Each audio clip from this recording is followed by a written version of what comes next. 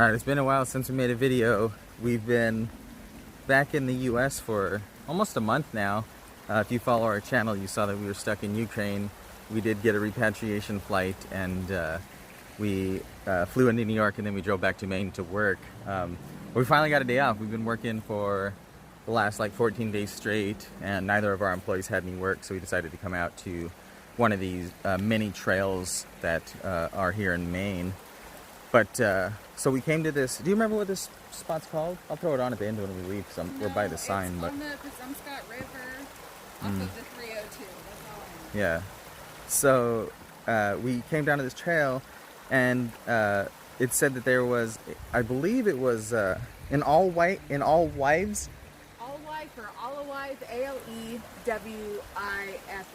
Alewife fish run here. Yeah. And as Rachel and I were walking along, we did see some fish trying to swim upriver.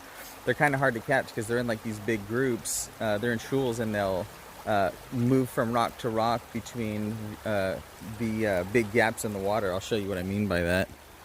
So here's all the rocks, and then they'll jet on these long stretches of water to the next little set of rocks, and then you'll see a bunch of them trying to swim up, and some of them will, you know, lose their way and get washed over the rocks and stuff. It was pretty trip. They've all stopped jumping right here currently, but I'll try to see if I can catch some on here. It's pretty neat.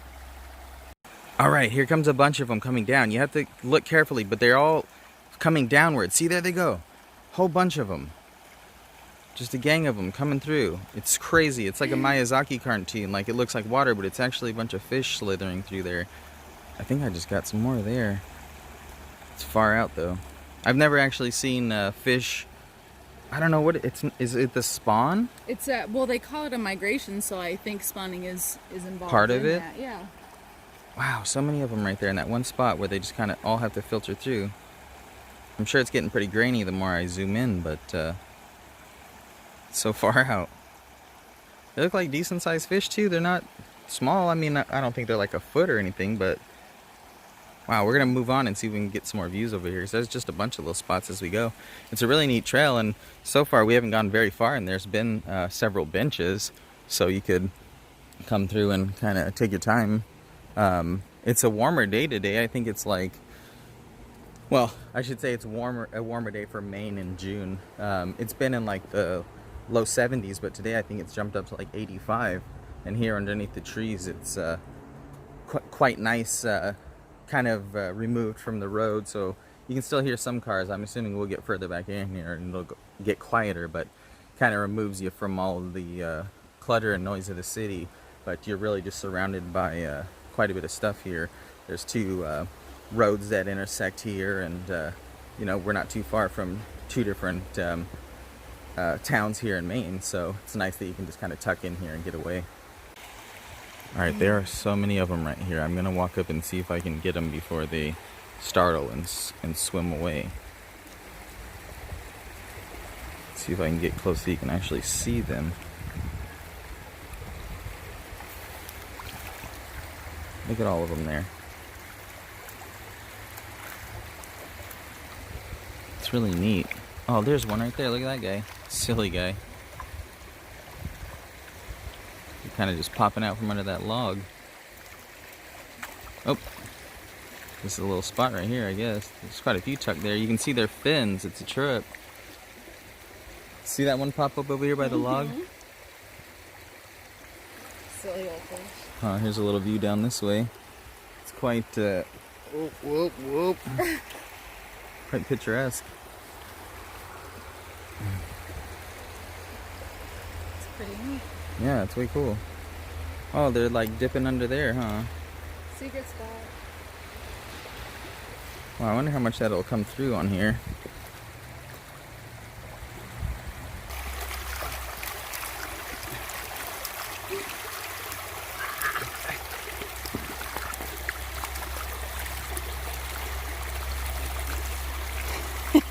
Got him. Nice.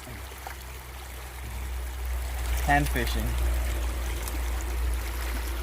I don't know what size you have to throw a fish back, but they're not terribly small. Show them where something ate that one right there. see, where is he? I Just gotta right find there. him. Oh, it's just there on the camera. You can see it. I gotta find him with my eyes. So you see it in the camera? Okay, good. Yeah. Ooh, so fishy. Okay. Oh yeah, there's its gross little head. You can zoom in. Nice. That was a good shot. Alright, I just read some facts about the Alewife. I'm going to say Alewife fish. So it is a... Alright, let's see how much I can remember. It was a member of the herring family.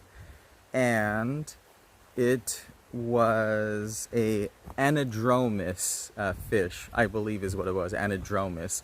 Which meant that it comes from the sea. Oh, check this out.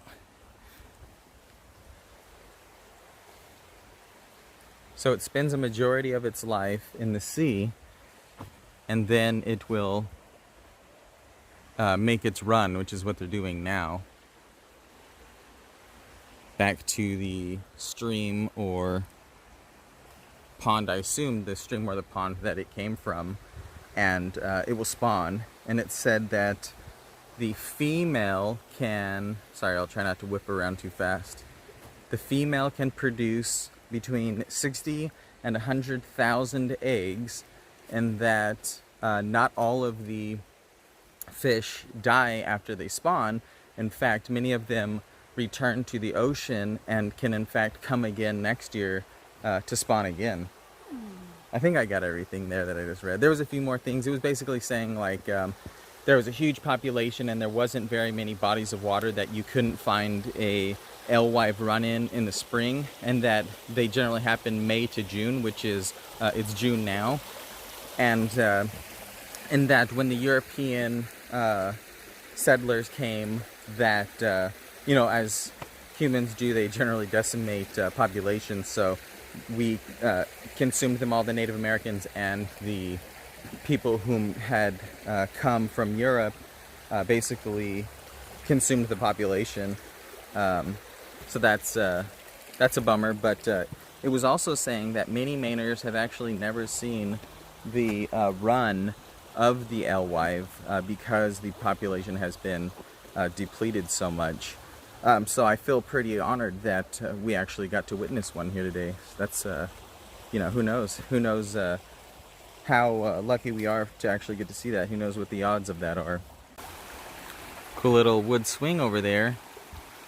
Looks so lovely and tranquil. And I guess you gotta just hop across here and hope you don't get wet. Probably hop across there. And oh look, there's a nice little stack of rocks over there you could walk across.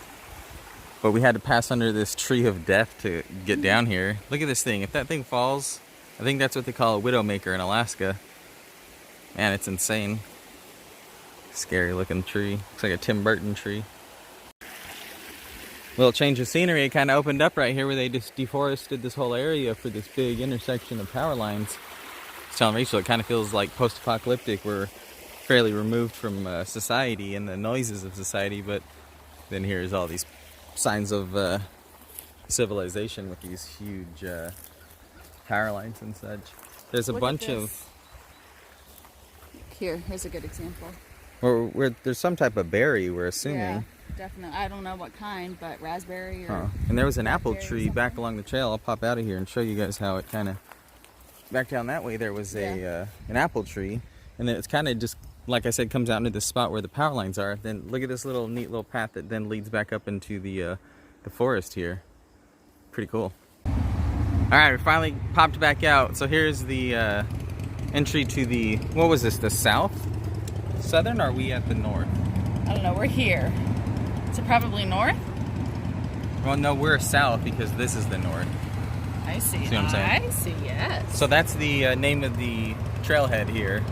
And there's a little bit of signage actually back down there about the alewives run, and also warning about deer ticks. We'll do a little deer tick check here, make sure we don't have any deer ticks on our legs. Sorry about the noise, unfortunately. We did just pop back out into civilization, but yeah, neat little trailhead. We ran into a guy that said that one direction takes you several miles and then the other direction takes you upward of like 6 miles. So we just went a little ways. We just wanted to stretch our legs a bit and get out, since we haven't been doing anything but working, so we wanted to get out and kind of get away from civilization and get some green time in out there in the forest. So it was quite nice. We'll probably come back out again, but thanks for watching, and if you're interested, come check out this trailhead.